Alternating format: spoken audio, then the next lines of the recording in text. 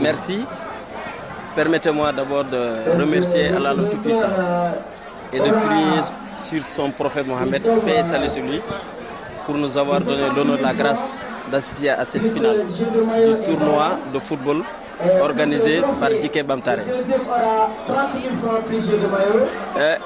Jusque-là, ce que j'ai pu voir me donne une forte impression.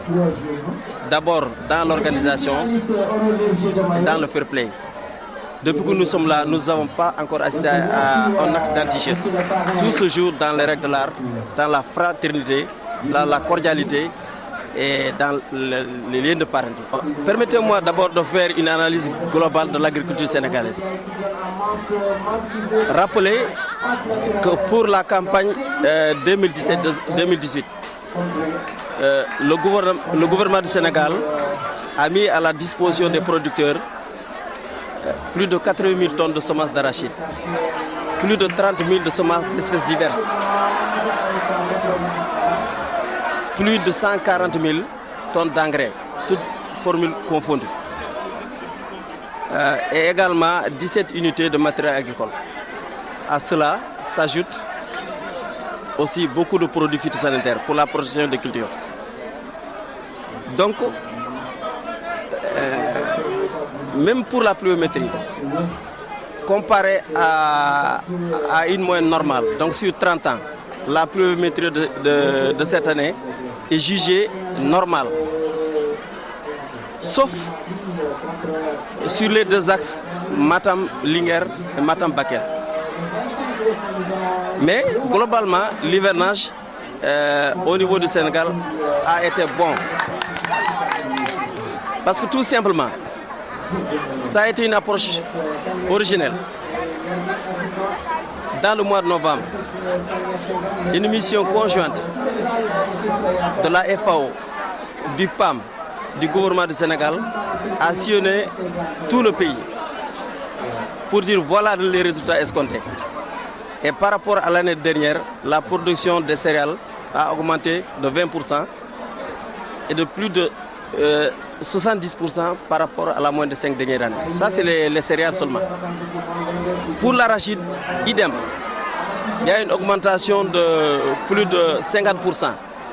Parce que la production de l'arachide affiche 1 400 000 tonnes. Pour les cultures horticoles, la même chose. Mais comme je vous ai dit, au niveau de l'axe, au niveau des deux axes, Matam-Linguère, Matam-Bakel, il y a un déficit pluviométrique. L'État est en train de faire une identification des zones à risque alimentaire et voir le degré de sinistre pour prendre des mesures. Et soyez-en sûrs, je suis persuadé, des mesures idoines seront prises. Bon, d'abord il faut citer le contexte. Moi, ce que j'ai appris, ce dont je crois, les alliés du président ne grandissent pas le président en s'attaquant à la personne de son prédécesseur. Et de la même manière, les amis du président, de l'ancien président, n'améliorent pas la personnalité de Maître Wade en s'attaquant à la personne de son successeur.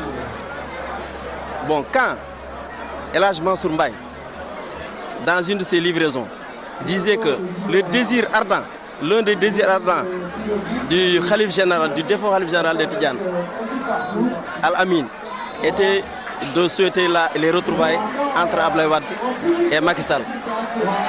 Et pendant le grand Magal de Touba, on a vu que le Khalif général des Mourides a béni aussi ces retrouvailles. Bon, quand nos deux références religieuses abondent dans le sens, pourquoi nous soyons en reste? C'est pourquoi je profite de cette tribune pour lancer un appel à l'ensemble des populations pour œuvrer pour qu'il y ait des retrouvailles entre l'actuel président et l'ancien président.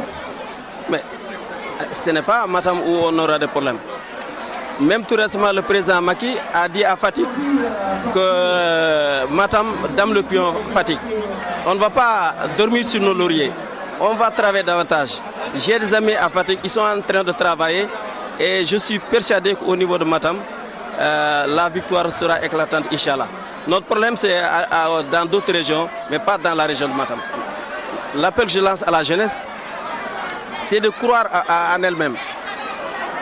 Rien ne peut se faire sans croire en soi-même. Donc les jeunes doivent savoir que le gouvernement du Sénégal a réalisé beaucoup de conditions pour effectivement trouver ou mener des activités génératrices de revenus. Il n'y en a pas que dans les bureaux qu'on doit trouver des jobs. Il faut aller vers l'agriculture, c'est important. Au niveau de Ourossogui, il y a une ferme de 50 hectares. À peine si les 5 hectares sont exploités. Moi, j'évolue dans un programme qui couvre 5 régions. Et on a des fermes, on fait des fermes comme celle qui est là à Ourossogui.